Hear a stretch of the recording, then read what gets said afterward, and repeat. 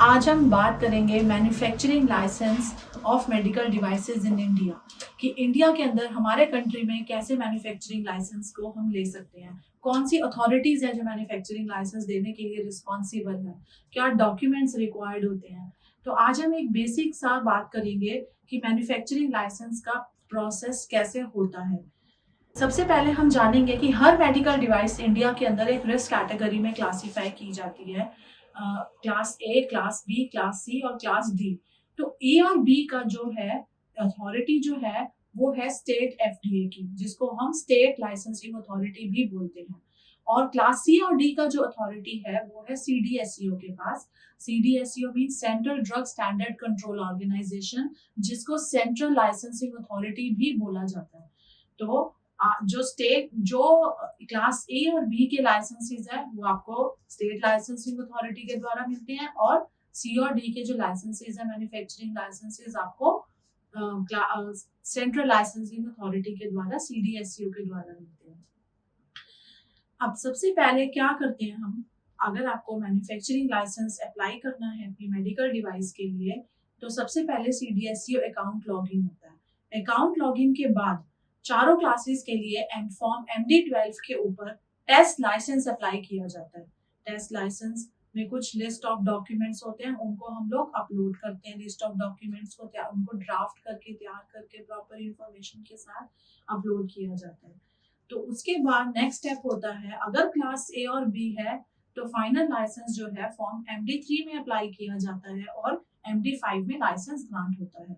और class C और D के केस में MD07 पर अप्लाई किया जाता है फाइनल लाइसेंस, और MD09 में जाकर हमें लाइसेंस ग्रांट होता है।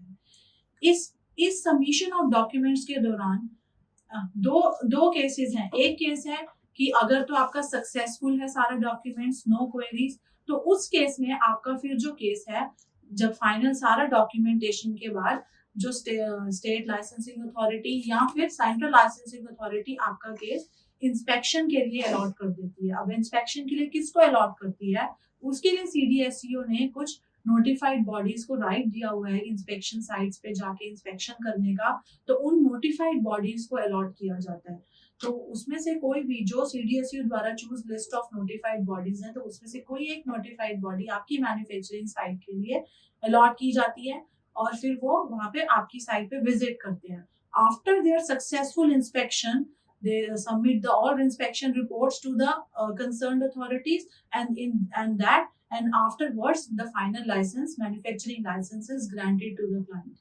But in case if there is any query in the documentation, maybe in form MD12 or maybe in the final submission of documents, तो उस केस में आपको क्वेरी को आंसर करना होता है। You need to answer the queries with the relevant answer, with the relevant information. तो उसके बाद आपको प्रोसीड करने दिया जाता है। तो दोस्त, ये पूरा टाइमलाइन जो है आपका लगभग 3 से 4 महीने का टाइम ड्यूरेशन रहता है आपको successful grant of manufacturing licence के लिए। आप हमारी ELT मेडिलॉ टीम जो है, ELT कॉर्पोरेट का पार्ट है ELT मेडिलॉ। Our team is expertise in medical device regulatory compliances. Our team members are enough educated, along with their experience also.